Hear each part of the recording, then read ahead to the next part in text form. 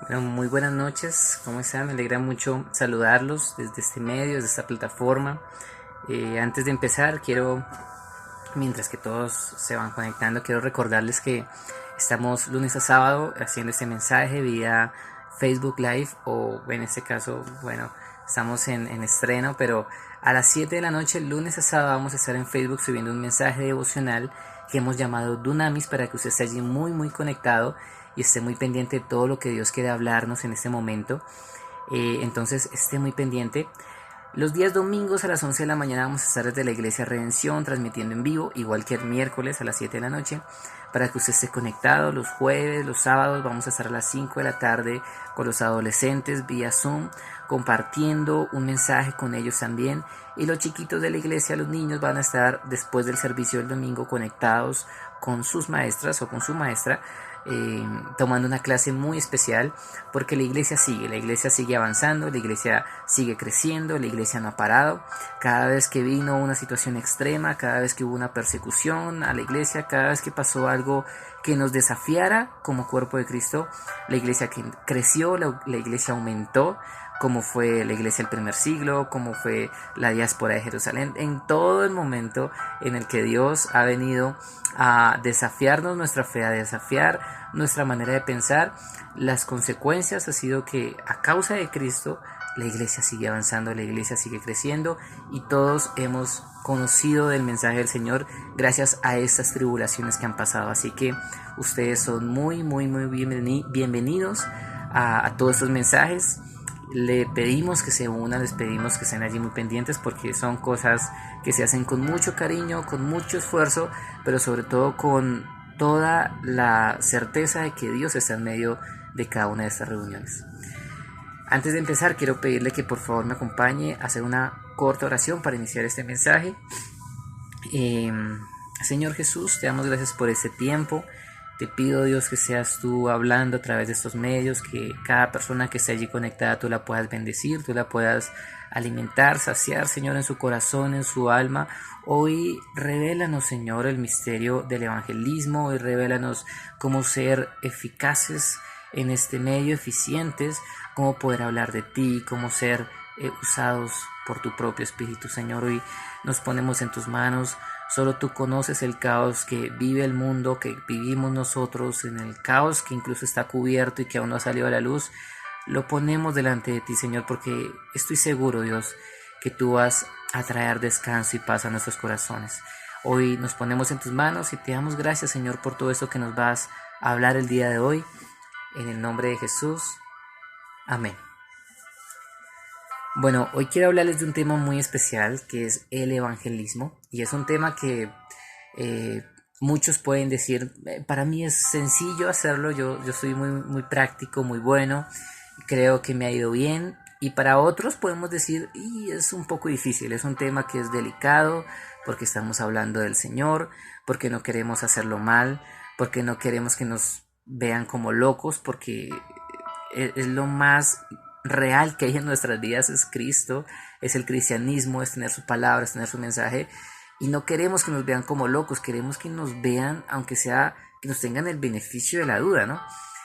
Queremos llevar ese mensaje de una manera real, pero no hay forma de hacerlo más que si no es a través de la palabra, que ya la vamos a estudiar, y a través del poder del Espíritu Santo.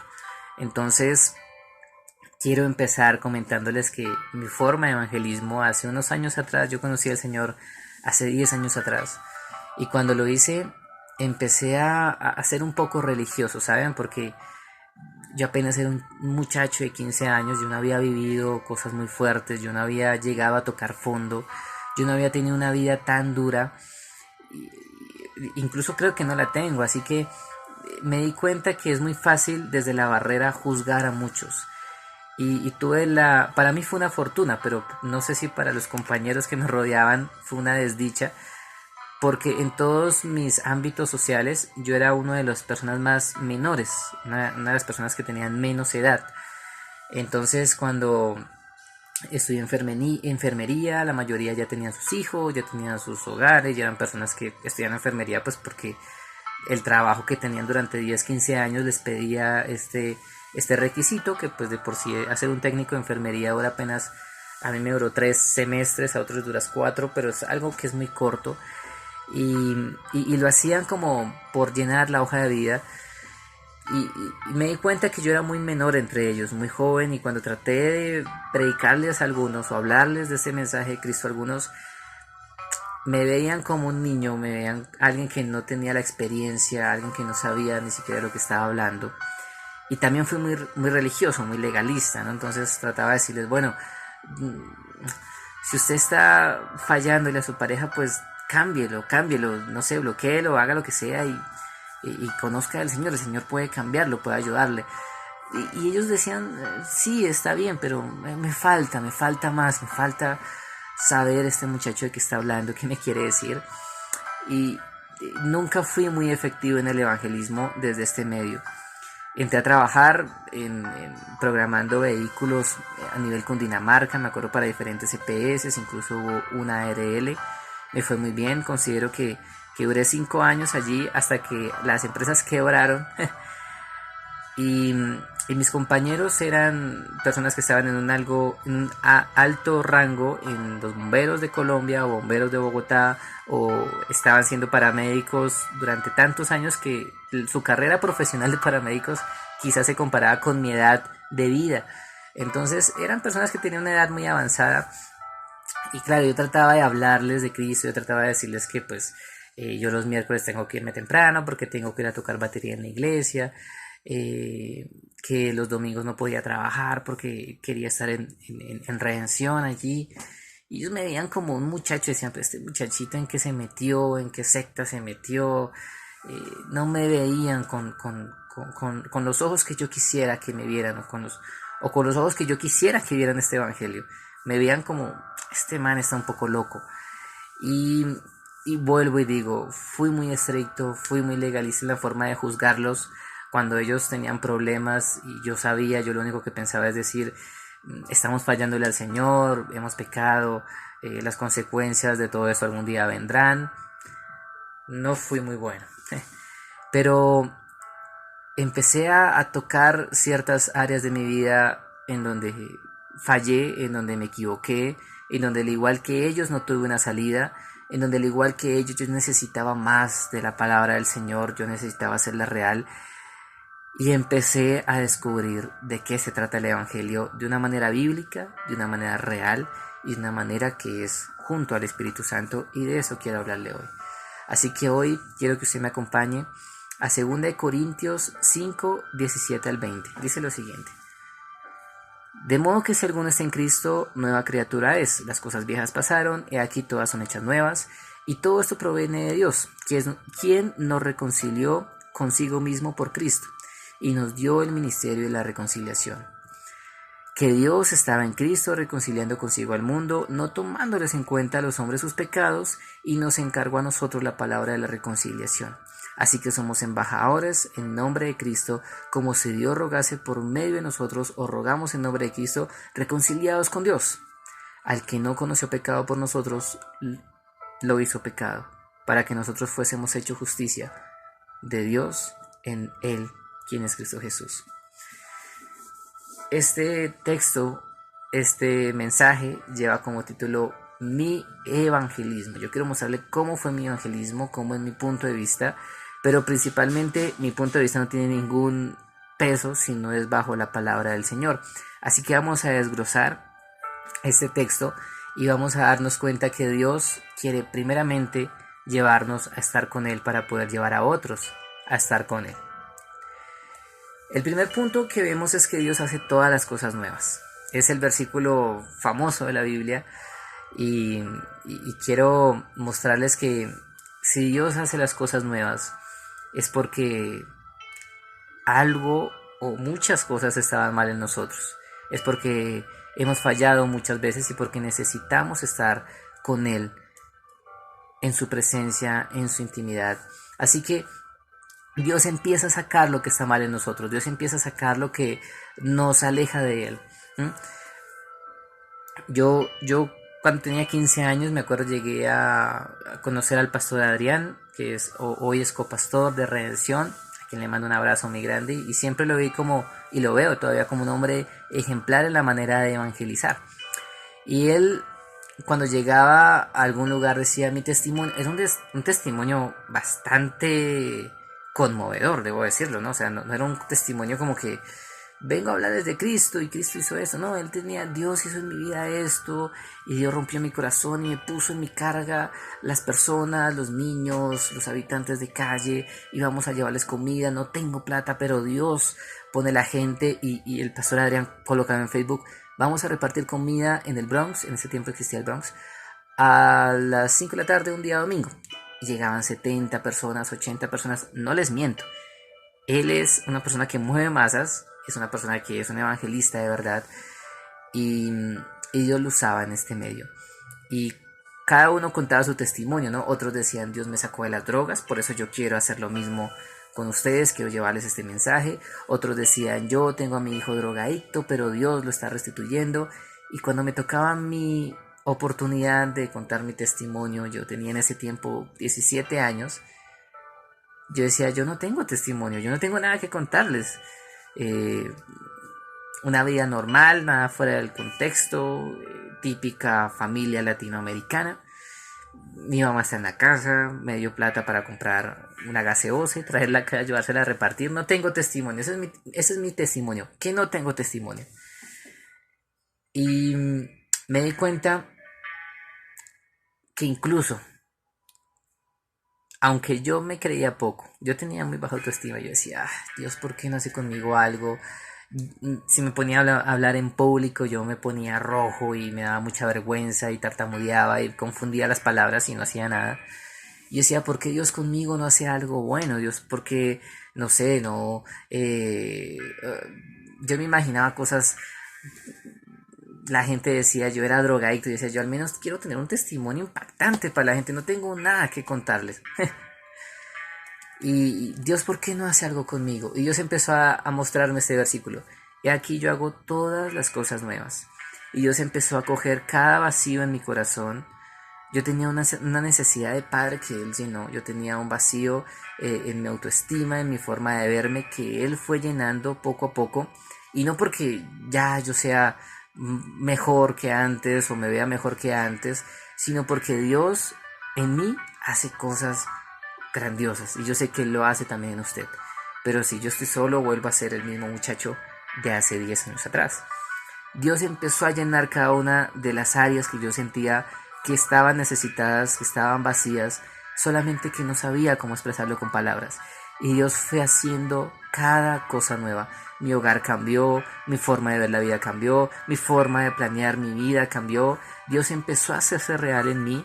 Dios empezó a mostrarme el propósito, porque yo siempre había sido aquel muchacho joven en medio de cada grupo, donde trabajaba, donde estudiaba, donde vivía.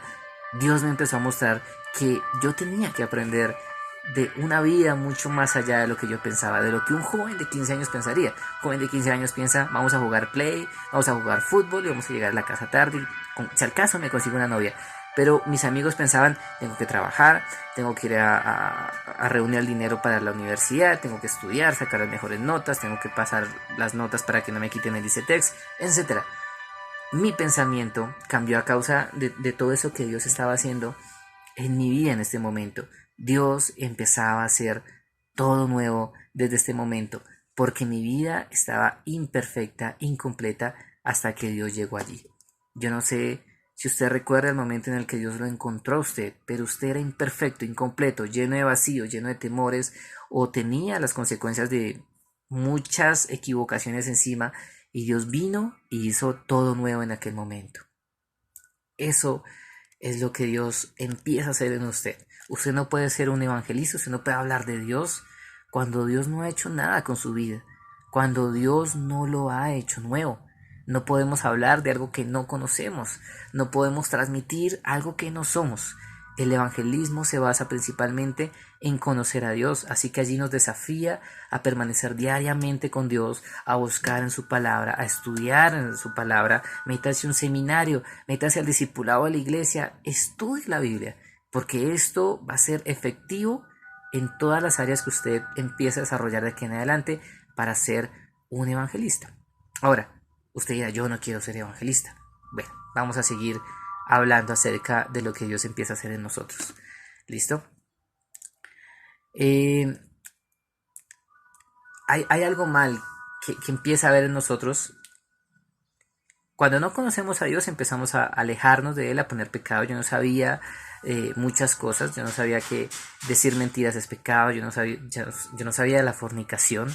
Fui a una iglesia durante un año, nunca me hablaron de fornicación, de adulterio, yo no tenía en mi cabeza idea de que eso fuera pecado. Y empecé a descubrir en la Biblia que todas esas cosas estaban mal. Lo triste no es que lo descubrí y cambió mi perspectiva de la Biblia, me sentí confrontado, me sentí incomodado. Lo triste fue que a pesar de conocerlo, me sentí muy vulnerable a seguir fallando, me sentí muy vulnerable a seguir cayendo en estos errores, a seguir en mentiras, a tener debilidad sexual, a tener una perspectiva de la vida muy fácil, muy frágil, a decepcionar a mis padres. Incluso creo que lo sigo siendo muy vulnerable ante muchos de estos pecados que empecé a darme cuenta. Pero hay varias consecuencias. Si tú tienes inmoralidad sexual, lo más probable es que tengas un embarazo no deseado, que puedas contraer una enfermedad. Si juegas con los sentimientos de alguien más, es posible que jueguen con los tuyos más adelante, o quizás con los de tus hijos, que sería aún más doloroso. O si dices mentiras, es probable que te mientan. O si buscas solamente dinero, es probable que lo pierdas todo en un segundo. Si no, pregúntale a la gente que perdió dinero por la causa del coronavirus. El caso es que todos los pecados, todas las fallas que tenemos tienen cierto grado de consecuencia, pero hay una en especial, y es que entre nosotros más pecamos, más nos alejamos de Dios. Dese cuenta que Dios no se aleja de nosotros. Dios no dice, uy, este muchacho es como pecador, es como mentiroso, es como malo. Dios vuelve a llamar. Yo logro escuchar a través de mi debilidad al Señor llamando a mi oído y diciéndome, hey, vuelve otra vez, no estás tan lejos. Mientras haya vida, hay esperanza. Lo único importante es que estés a cuentas conmigo. Y mi culpa me logra decir, no soy digno, no puedo acercarme al Señor, no merezco que Él me llame hijo, no merezco que Él me levante nuevamente, no soy digno. Eso lo digo yo en mi culpa, pero Dios sigue llamando, hasta que finalmente vuelvo otra vez a Él porque lo necesito, porque lo deseo. La consecuencia del pecado, dice la Biblia, es la muerte. La muerte es alejarnos del Señor, vivir sin el Señor, estar sin Él.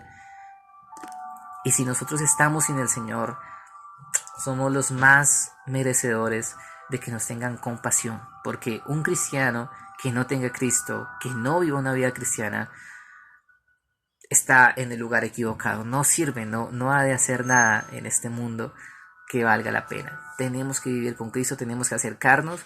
Y aunque hoy estés con la culpa encima, yo te puedo decir de parte del Señor, nunca has dejado de ser hijo. Pusiste una barrera entre tú y Él, te has alejado, tendrás consecuencias, pero no has dejado de ser hijo. Podrás ser un hijo que tenga debilidades, podrás ser un hijo mentiroso, podrás ser un hijo que tenga 1000 errores, pero no dejas de ser hijo. Lo importante, quiero cerrar el tema del pecado con esto, es que tú y yo estemos delante de Dios mostrándonos que estamos luchando con el pecado. Solo tú sabes si estás luchando con el pecado. Yo conozco un par de personas, no son muchas, pero conozco un par, que dijeron, ya no puedo más con mi pecado, ya no puedo más con mi debilidad, me rindo, yo soy así, y si ustedes me aceptan está bien, y si no me aceptan, pues Dios me acepta así. Yo les quiero decir a ustedes, si han llegado a pensar esto, no está correcta esa forma de ver la vida, no está correcta esa forma de ver el cristianismo. Dese cuenta que Pablo decía, he peleado la buena batalla de la fe en los últimos días de su vida. He peleado la buena batalla de la fe. Es decir, él no ha dejado de luchar no solamente contra el aguijón, no solamente contra el pecado, no solamente contra la persona que él era, sino además ha luchado contra cada desafío que la vida cristiana le ha traído. No solamente lo ha hecho, lo ha vencido. Es decir, usted y yo estamos delante de esa línea de guerra. Yo no he empezado el ministerio, yo estoy seguro que muchos de ustedes hasta ahora pueden decir, al igual que yo, estoy empezando una nueva temporada, estoy empezando algo nuevo que Dios tiene para mí. Así que largo camino nos resta, tenemos que batallar muchas cosas más, estamos muy jóvenes, sé que la gente de la iglesia, todos en su mayoría están muy jóvenes, empezando por los pastores, cuanto más nosotros. Nos resta un largo camino y nos queda mucho por luchar. Si nosotros no estamos delante de esa línea de batalla, entonces estamos rendidos sin haber empezado. Así que estemos diariamente luchando contra el pecado, contra la inmoralidad, contra lo que nos hace caer, y a consecuencia de esto estemos siempre buscando al Señor, porque solos no podemos vencer el pecado, solos no podemos salir de esta condición. Por más culpables, por más vulnerables que nos sintamos, Dios siempre nos va a sacar de aquel lugar. Dios nos va a sacar de aquel lugar a medida que estemos con Él. Así que sales de aquel lugar, dices, listo, ya soy una nueva criatura, Dios ha cambiado mi forma de pensar, ha cambiado mi forma de ver, me siento vulnerable, pero Dios me da las fuerzas. Pero a causa de que usted ha sido nuevo, ha sido perdonado, ha sido restituido, hay algo especial que empieza a pasar en nuestras vidas, y es que no podemos callar aquel amor, no podemos callar aquel amor que hay dentro de nosotros. Cuando Adrián empezó aquella fundación que les contaba ahorita antes, la fundación se llamaba ¿Cómo callar tanto amor? Y la gente nos preguntaba, uy, qué nombre tan cursi, ¿por qué? Decíamos, porque cuando Dios perdonó nuestros pecados, fue imposible callar aquel amor, no podíamos callarlo, o sea, teníamos que hablarlo. Quizás fuimos religiosos, quizás nos equivocamos, quizás seguíamos siendo vulnerables, quizás fallamos muchas veces. Estoy seguro que lo hicimos, no fue un quizás, fallamos muchas veces. Pero no podíamos callar el amor que Dios había puesto en nosotros, no podíamos callar lo que Dios había hecho en nuestras vidas, no podíamos callar que Dios era real en nuestras vidas. Así que a causa de esto empezamos a llevar el evangelismo a las calles, empezamos a salir de las cuatro paredes y teníamos hambre no solamente de recibir al Señor, sino de dar. Bien dice la palabra que más alegre, más gozoso para nosotros es dar que recibir. Así que empezamos a dar de lo que ni siquiera sabíamos que teníamos. Por lo menos en mi caso yo no sabía que Dios había puesto tantas cosas en mí al punto que pude pararme en público, hablar en colegios, gracias a la oportunidad que me dieron, y pude darme cuenta que había algo especial que Dios había puesto en mí. Si yo me alejaba del Señor, seguía siendo aquel niño tímido, introvertido, que no tiene una idea de qué es la vida. Pero con Dios mi vida había empezado a cambiar.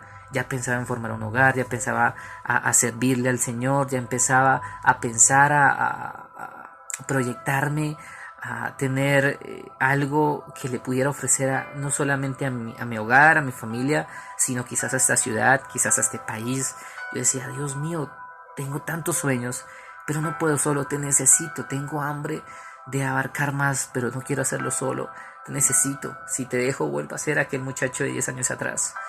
Así que no podía yo callar aquel amor, tenía que tener herramientas, tenía que tener la forma de hacerlo, no importa si era detrás de una batería donde nadie te ve, o si quizá era detrás de un micrófono predicando la palabra del Señor, no me importa, yo quiero servirle al Señor de alguna manera, no podía callar aquel fuego que había en mi corazón.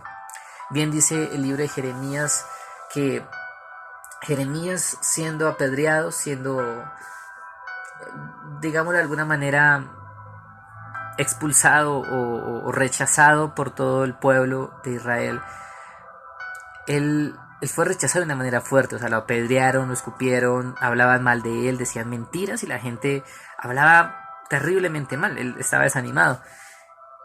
Y él tenía que profetizar, hablar de parte de Dios, y la gente no le gustaba las profecías de Jeremías porque Dios era muy fuerte en aquel momento con el pueblo de Israel. Lo que él decía, la gente decía, no, Dios es mucho más bueno.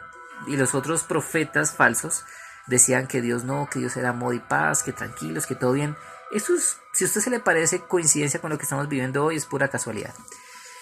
Y lo rechazaron, lo apedrearon, lo golpearon, y Jeremías trató de callarse. Dijo, ya no voy a hablar más de Dios.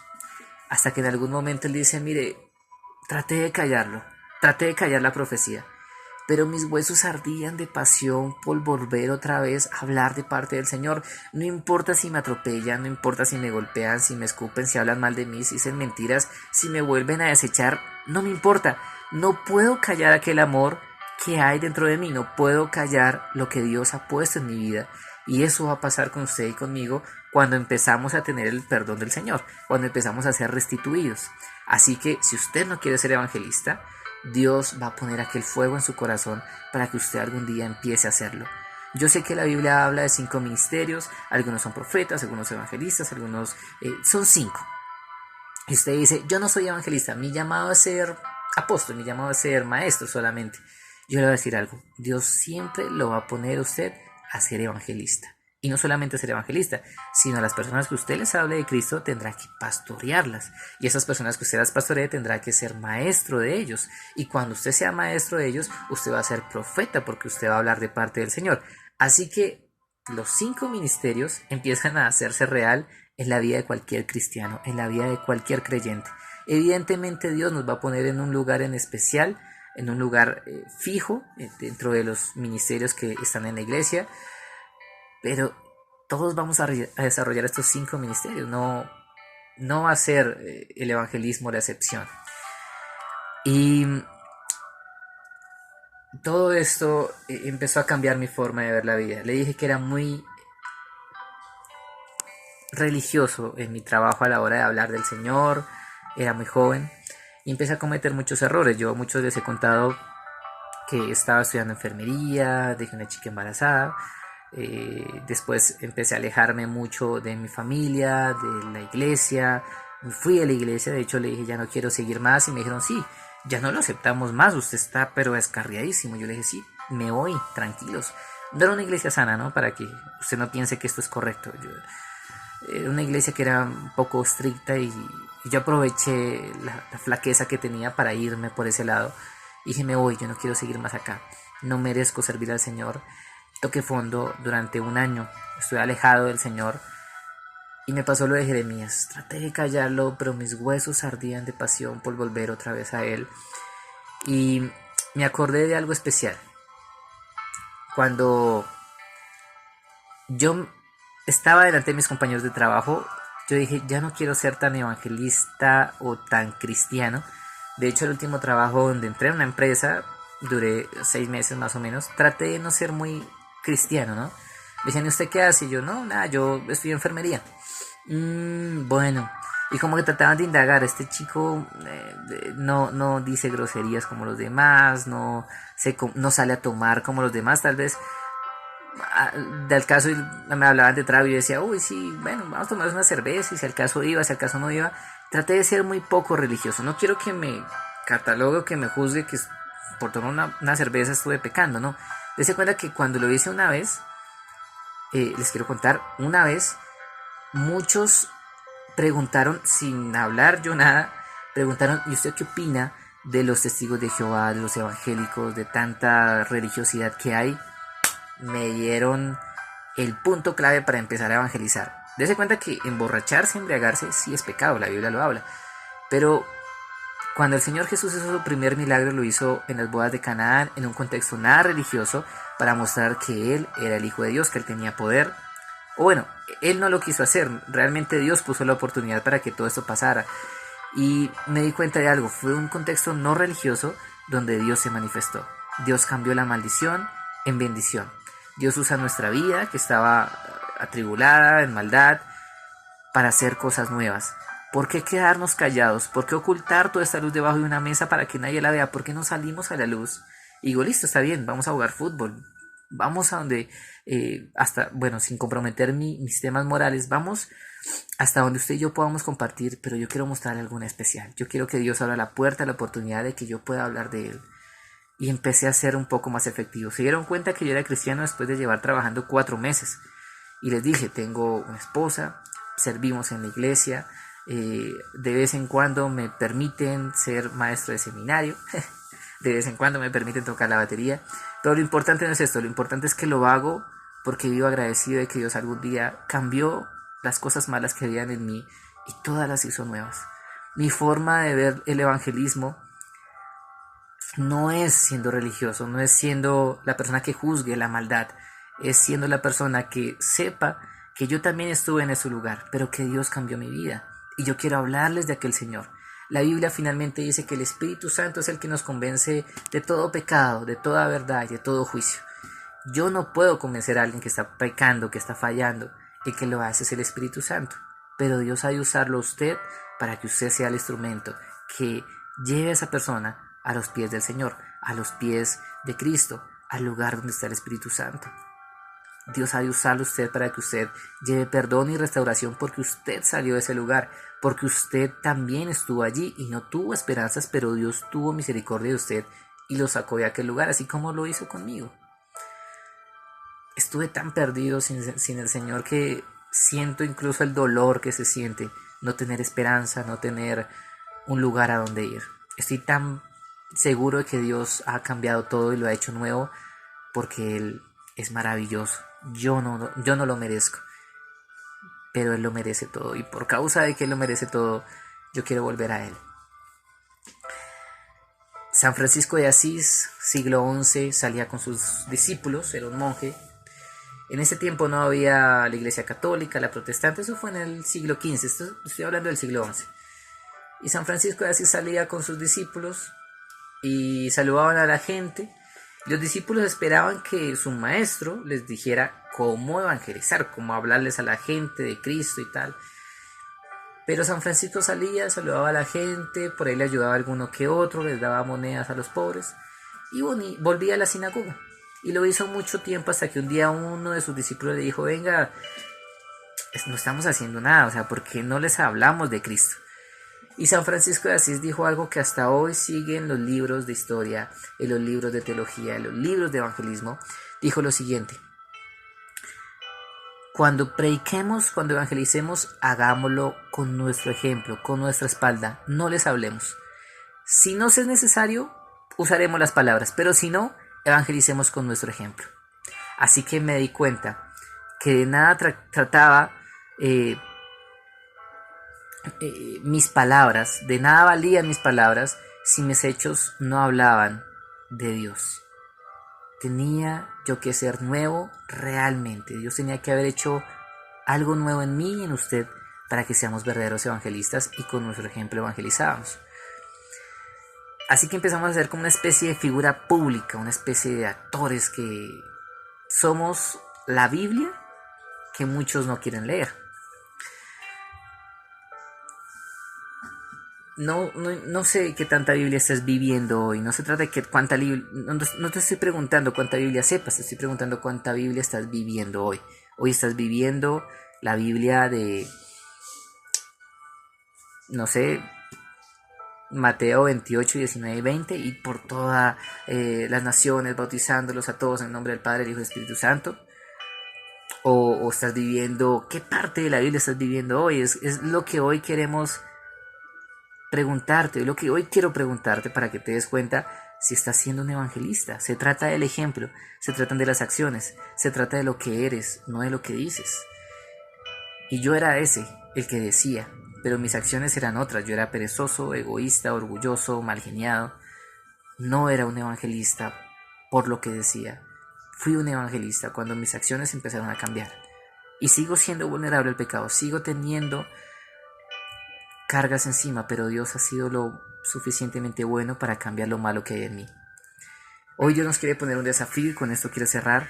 Dice Mateo 28, 19 al 20, dice: por tanto, id y haced discípulos a todas las naciones, bautizándolos en el nombre del Padre, del Hijo y del Espíritu Santo, y enseñándoles que guarden todas las cosas que les he mandado. He aquí, Dios promete, yo estoy con vosotros hasta el fin del mundo. Dios no nos va a dejar. Yo sé que usted y yo estamos vulnerables, yo sé que usted y yo podemos fallar, yo sé que usted y yo nos podemos sentir culpables, pero hoy Dios te dice: levántate y anda, largo camino te resta, sigue peleando la buena batalla de la fe, y sobre todo, esta batalla tiene que seguir o tiene que servir para evangelizar a muchos, para alcanzar a muchos. Amén. Si usted hoy se siente desafiado por esta palabra, yo le pido que no deje de orar para que el Señor envíe obreros a la mies. Y dentro de estos obreros está usted. Dentro de estos obreros está usted para que usted se capacite, para que usted busque al Señor, para que usted sea restituido y pueda ir a alcanzar a muchos en el nombre del Señor. Amén. Hoy les desafío a que sean evangelistas en vivo y en directo, en la vida real, no en palabras.